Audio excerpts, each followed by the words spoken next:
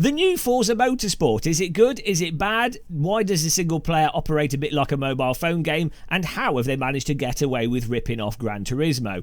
I don't know, but the good thing is this is probably the best Forza Motorsport that I've played in a long time. Though I am a fan of the Forza Horizon games, I just think the Motorsport games have been crap since about Motorsport 3, which came out when we were still using black and white tellies. So I've played this for a few hours now. In the background you can see it's a multiplayer race. Specifically, it's the first multiplayer race we ever did, and it's one of their online qualifying sessions. You have to do a few qualifying races and then you can enter the not ripped off Gran Turismo mode. But first things first, I have to say we managed to get our CSL DD and our separate housing valve pedals working. It all bound without too much issue. I mean, we did have to go through the menus and mess around with it a bit, but it all actually worked, which was really nice. And the wheel lined up 900 degrees in game, 900 on the actual physical steering wheel. Those kind of basic things that you expect from games which were being worked out 15 plus years ago, but Forza tended to mess up over and over again. Those things all seemed to work in this, which was nice. And also the force feedback in this actually operated pretty nice, way better than Gran Turismo force feedback, way more depth, way more dynamic range to it. The force feedback describes what the cars are doing. And driving wise and physics wise, I have to say, obviously, it's not as anywhere on the same ballpark as Assetto Corsa, R-Factor 2, AMS1, but there is a good amount of depth there, and when you fiddle with the car setups in this and dial it in a bit, you can kind of get things generally like simulators. Like the cars in this do drive like cars, and just in a very, very forgiving way. But in some ways, real cars can be very forgiving to drive, depending on how they're set up, and, you know... But it's a little bit sluggish with the handling in this, and it doesn't feel as tight and responsive as driving simulators. But at its core, I think a simulator fan could enjoy this, and they won't feel like it's really sort of narrowed down and too dull. Though it's nowhere near as good as Assetto, for example. Aspects of it, well, surprisingly close, but in totality, nowhere near as good as Assetto. But so good enough to actually be able to drive it and enjoy it, generally speaking. Now, the whole start of this video has been far too positive. Some negativity here. The AI that I've experienced so far in the single player was absolutely garbage. I've been playing on the second to hardest setting, and pretty much every race, no one's really battling me. Nothing's really been a challenge. There's been like 2 or 3 cars that drive off, and the rest of the grid just stay really far behind me. Just dull. Like, for a single player game like this, I'd rather have more rubber banding or anything. Maybe there's a setting to fiddle with, but the sort of out of the box experience with the AI on the hardest setting was it's just crap. I mean, arguably worse than Gran Turismo start at the back, work your way forwards, which you can optionally do in this, but it's just crap. I mean, come on, it's 23. I want actual good single player racing. The Formula F123, for example, has way better, more interesting AI to race against than this has so far. So I think the single player, to me, is just really lackluster. Nothing particularly inspiring about it. You do have the ability to unlock car upgrades and tweak your car and unlock all that kind of stuff. But it just feels like a really shallow mobile phone game implementation of a single player. I don't know, maybe when you get further on and you do other series, maybe it perks up a little bit, maybe it gets more interesting. But from my first few hours of playing, I was just like, oh dear God, I had no motivation to play through this single player. In contrast to, Forza Horizon 4, for example, I really enjoyed that single player. Loads of stuff happening, cutscenes, story, bits of stuff going on. And I'm a huge fan myself of proper arcade racing games, all the Burnout games, Split Second, the old Need for Speed games. I love like proper arcade games. This just felt like a weird sort of bad a bad Gran Turismo in its single player. Although, to be fair, the new Gran Turismo 7 is even like worse. And this is maybe slightly better than the latest Gran Turismo, or maybe slightly about on the same level as the current Gran Turismo 7 single player. Just like, what is going on? Just death. Whereas it would have been nice if they just ripped off the old Gran Turismo single player, because they were actually perfectly fine. And to be fair, Forza Motorsport, to me, this does feel like Gran Turismo Sport. This is literally Microsoft copying Gran Turismo Sport. And and be positive now again, I do feel like they've done Gran Turismo Sport better with this title than Gran Turismo's done. And I do think it's really, this is kind of better than Gran Turismo 7, the multiplayer Gran Turismo 7. So, yeah, the single player just nothing inspiring about it. Graphics, performance and stuff, the frame rate seems to be going up and down all over the place, which is really weird. I've had a fiddle with the settings. You can get, I've got 3080 Ti, I've been able to get to like 100 FPS, and once you get it running smooth and you do VSync, you can actually get it all nice and smooth. It feels to me like this game has been designed fundamentally to be played with VSync on. It does look quite nice, and once you get it going okay, it looks nice and runs reasonably well, but that and weird increase in decrease in frame rate is very strange.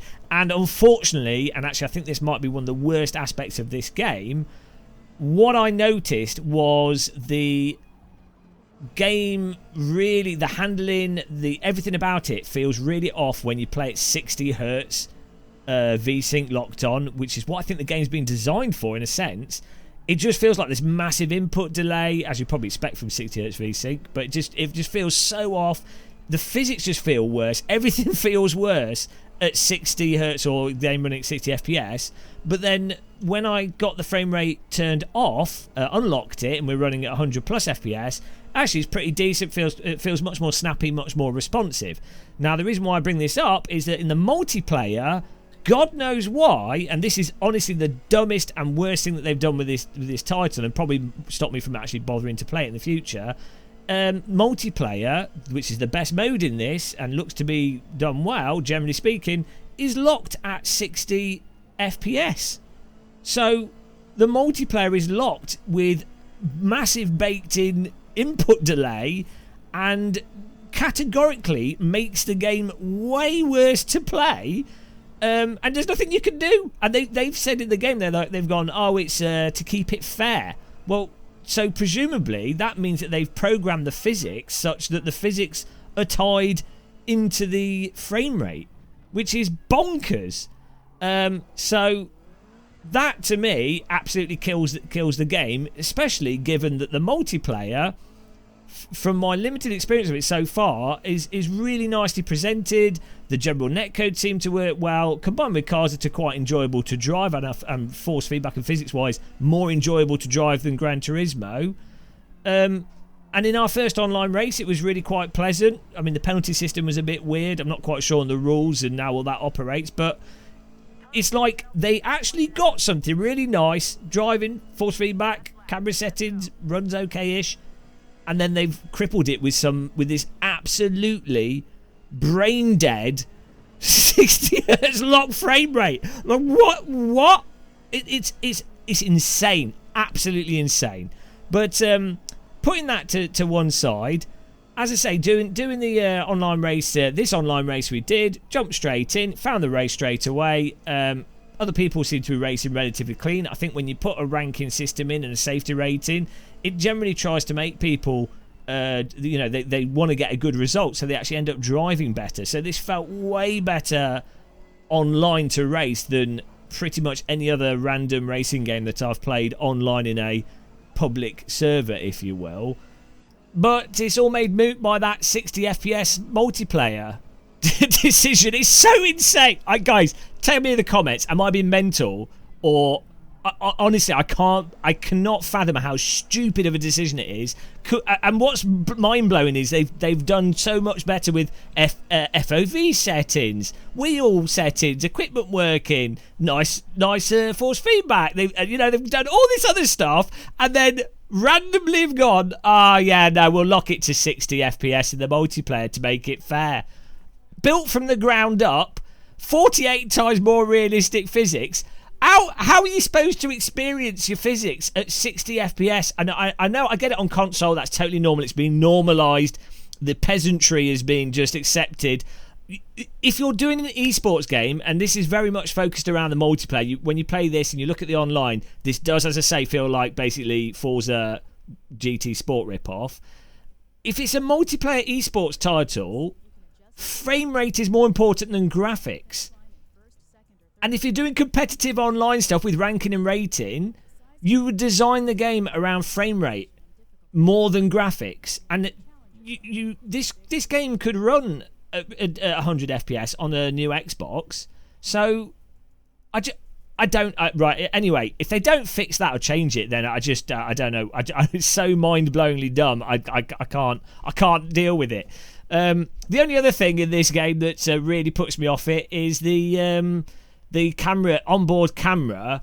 You can change field of view and everything, which is really nice, but you can't do like lock to horizon, and you can't filter out a lot of the camera movement. Well, you can turn off camera movement that it's got, but then it's still locked to car, and the camera will move up and down with the suspension, and with road cars, that then means the car's moving all over the place. And for me personally, this game makes me really motion sick. Really weird that they've gone to all these accessibility options for people that are blind, but for people that aren't blind and get motion sickness, they're like, forget you. So they really need to just do a lock to horizon or some basic thing, or ideally do like iRacing's camera system, which is very natural and quite analogous to real life. Finally though, after this summary, you notice here this is a single player race. You can see there's some weird shadow graphics artifacting going on. This is something I noticed in the short period of time that I was playing. I'm on a 3080 Ti, latest NVIDIA drivers and everything. There were some weird graphic artifacts going on occasionally that seem to come and go. I imagine that that's probably because it's a new game. I'm sure they'll patch this sort of thing out of it, but it's worthwhile mentioning.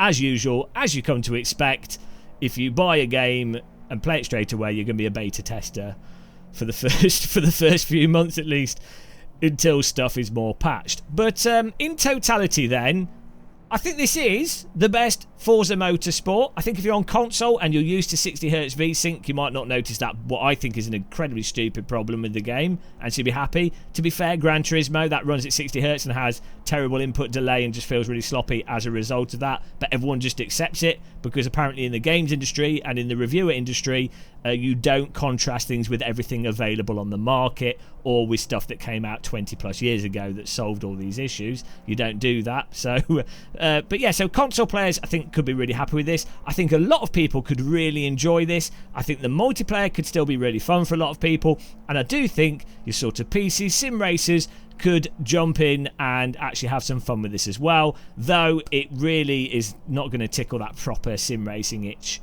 Unfortunately, it doesn't really push things forwards from a sort of handling physics perspective. It's just it's another racing game to play that's somewhat realistic with its own things going on.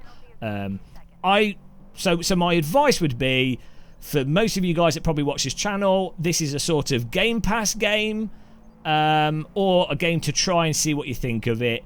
I wouldn't class this as a, oh my god, buy it now, for you PC and sim fans, but for people that have got an Xbox and want a Gran Turismo type game, this is probably a definite buy for those types of people. I think a lot of people really enjoy it. General car fans will really enjoy it. Lots of different vehicles in this, vehicles to unlock, you know, car nerds, people that basically like would collect handbags but they've picked cars instead of handbags, they'll really like this. So yeah, my first impressions review score of the game is a 6.5 out of 10. I think most reviewers would probably give this an 8 out of 10 because of how absolutely goddamn awful driving games are at this point in time. But if you're being honest and you're taking the last 30 years of driving games into consideration, it's a 6.5 out of 10. Hopefully it gets better. Hopefully they improve it. But yeah, that's my rant. That's my first impressions rant. Thanks for watching this. I'm going to consume a litre of tea. You should as well. Until the next one, take care. Happy sim racing, and goodbye, guys.